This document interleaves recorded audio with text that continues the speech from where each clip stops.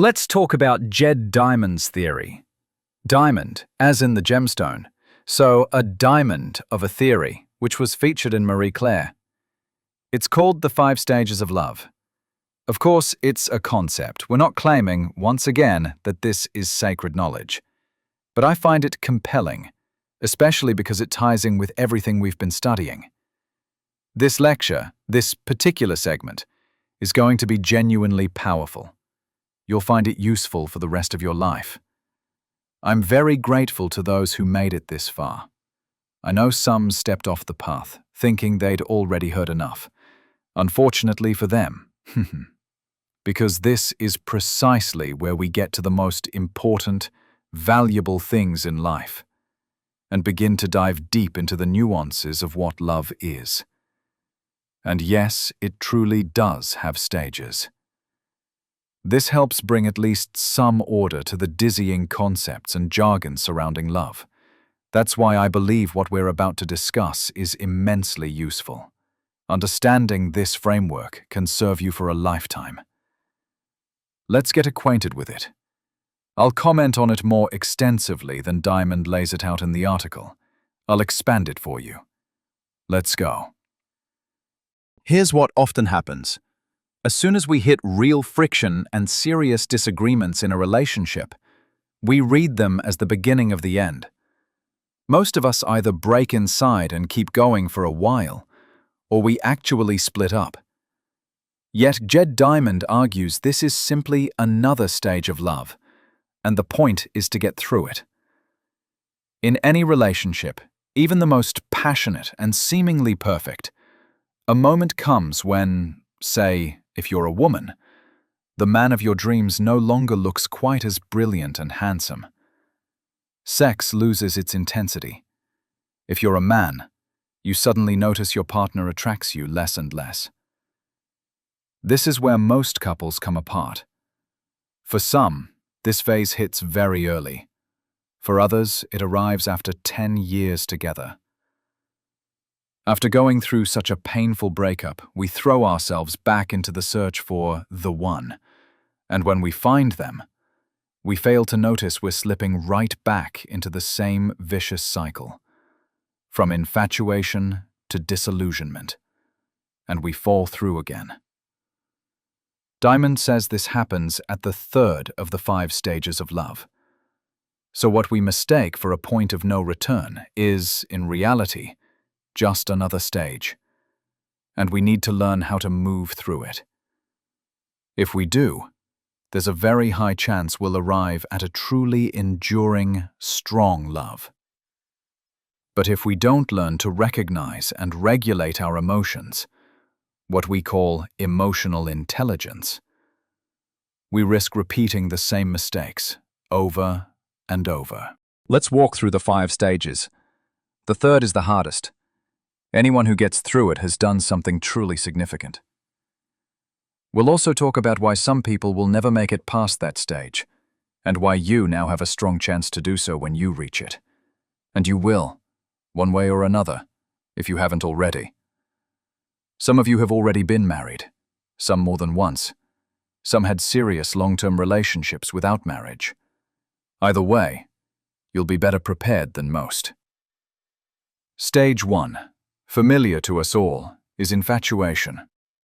Credit to the scientists here.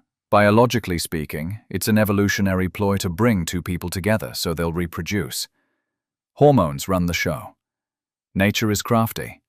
And once hormones take over, we can't just willpower our way out of it. We're under the influence of dopamine, oxytocin, serotonin, testosterone, estrogen, and so on. That explosive cocktail creates the butterflies in your stomach. Your heart races. Your breath catches, quite literally. And there's nothing you can do about it. No matter how self-aware you are, arguing with biology is a losing battle. You can try to rein yourself in, pretend you're above it all. But flirting with nature rarely ends in your favor. You might manage to keep a lid on it for 10 years, and in the 11th, you'll blow a gasket. That doesn't mean you'll behave wildly. It does mean that at some point you'll invite a heap of problems into your life because you kept suppressing, instead of experiencing, acknowledging, and entering into relationships with clear awareness.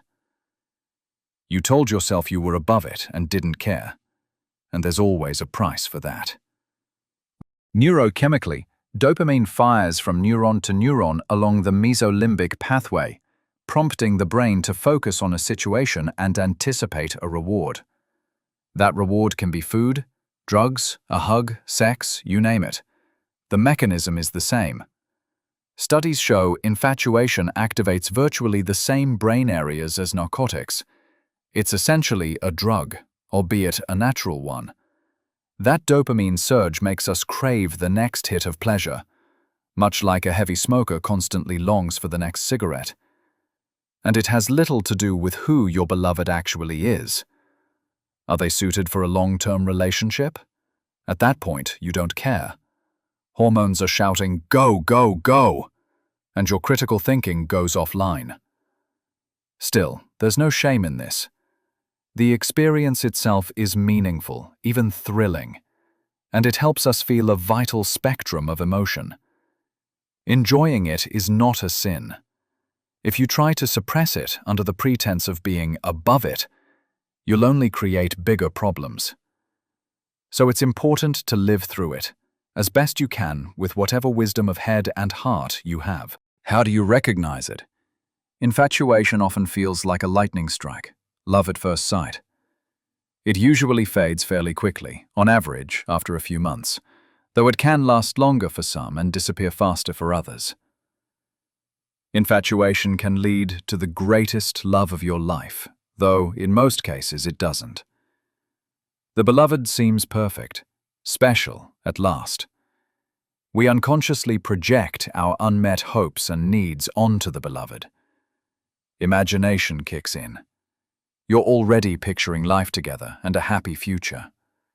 Remember how brilliantly this was spoofed in that music video about a first date after meeting online. The girl, apparently new to dating apps, sits across from a boy who keeps yawning.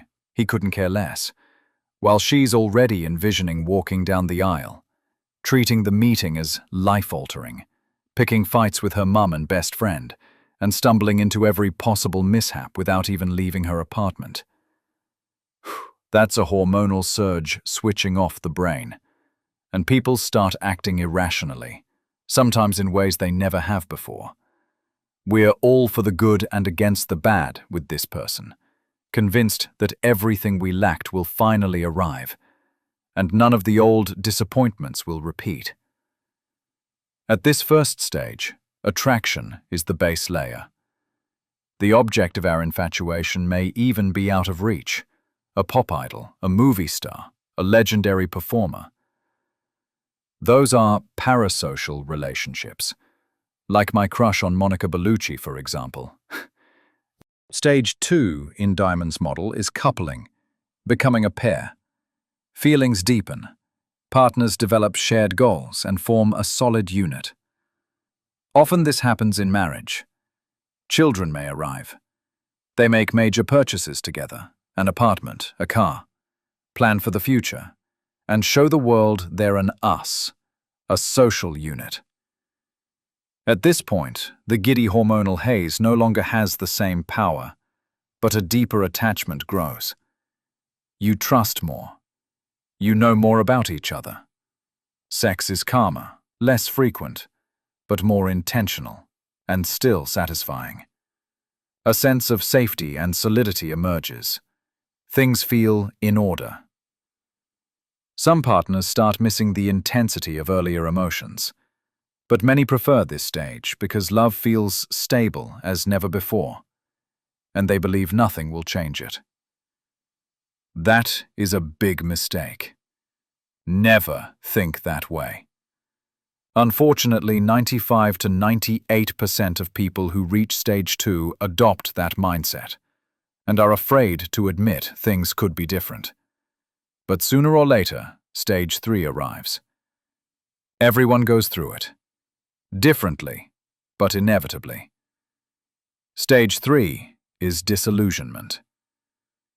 No one ever said relationships are easy, but here you face challenges you weren't prepared for. You might think, we've handled plenty, 1, 2, 3. So, Eric, don't lecture us. We're the exception. Don't lump us in. We've dodged the pitfalls. Don't jinx us, Eric, with that look of yours. Those brown eyes. That kind of thinking is complacent. Harder challenges will come, unique to each couple. You may suddenly feel almost physically irritated with each other. You start thinking your perfect love wasn't perfect at all. Your partner's flaws begin to grate. The thought creeps in. Maybe there was no love to begin with. This is when most marriages end. The numbers are brutal. Over 70%, roughly 75 on average.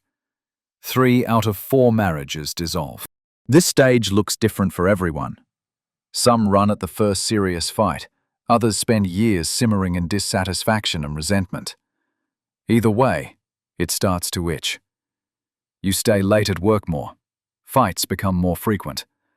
Research even shows we get sick more often.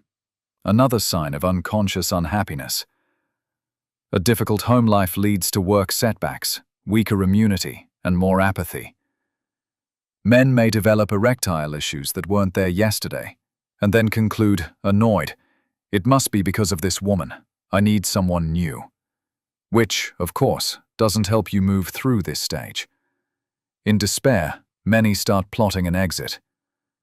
Couples split because they mistakenly believe being unhappy in a relationship is abnormal and illogical, and because they respect themselves.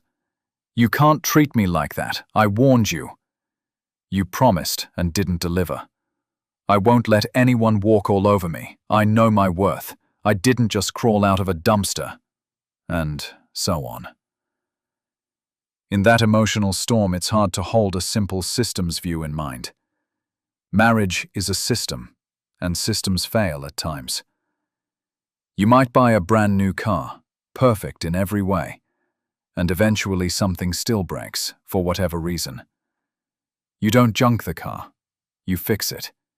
Keep that mindset. When something breaks, you repair it.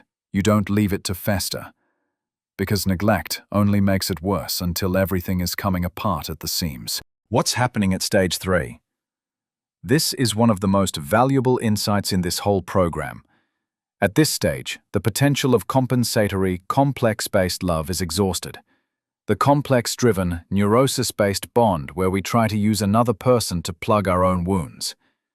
I describe it as trying to stop our inner bleeding with another person. In that scenario, who is the other? A tampon. We stuff that tampon into ourselves. Once it has absorbed all your blood, all your problems, what do you do with it? You throw it away. With a tampon, that happens within a day. With a person, it can happen quickly or a bit slower, but the logic is similar. Yes, we fell in love. Yes, hormones were involved. How could they not be? That's the emotional realm. Life with love is wonderful. Life without it is anything but. That's obvious. It's one of the foundations of a happy life. People who claim, I'm fine without it, are usually either posturing or stuck. You can also walk around all day saying you don't need a penny, but I doubt that makes for a high quality of life. Thoughtful, self-aware, strong people set high personal standards for what's normal. You've probably heard me say it. They keep a high baseline for what they consider normal. What separates a strong personality from a weak one? A weak personality settles for whatever they can manage right now and convinces themselves to like it. That's not inherently bad, but it is resignation. A strong personality says, I may not have it yet, but I want more, and I'll grow into it. That's what high standards look like. They put in the work and move toward it. Might they fall flat or miss the mark? Yes. Then they step back, analyze why they didn't summit, learn, correct, and move forward. That's normal. Everyone has their own baseline and reaches it in time. Strong people are capable of strong feelings. The weak sometimes fear them. A strong person can dive into the ocean, into the depths of love, without losing themselves. Diving into the ocean doesn't mean you'll drown. If you're strong, know what you're doing. And you're not chasing someone neurotic who resists growth, but instead are growing together, then even a storm is worth weathering. We learn to love, consciously. We learn everything. We learn to speak. No one is born talking. We learn to walk. No one is born walking. We even learn to breathe air. In the womb we breathe fluid. That's why the midwife gives a brisk slap on the backside and we wail. That first cry is the first breath. Without that intervention, some infants used to turn blue and die within minutes, and people didn't understand why. We learn everything. Earning a living, sex, and, yes, love. The person who embraces that will live a much happier life. Fools who refuse to learn keep gambling. Sometimes they win, but most won't ever get what they truly want. And that's how dreams wither. Ask a room of kindergartners who'll be an astronaut, a captain, rich, a ballerina, an actor. Everyone will be something.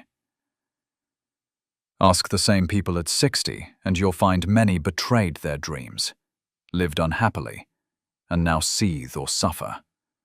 Sadly, most people realize by the end that they lived poorly. So don't be naive. Don't assume it won't affect you. Learn. We learn everything else. We must learn love, too, however banal that sounds. In that learning, in understanding what love is, yes, we need to go through those emotional peaks, including infatuation. Ideally before marriage, and if later, within marriage, we hit crisis, we can treat it as an opportunity to understand ourselves, address the issues, and learn how to repair the relationship we're in.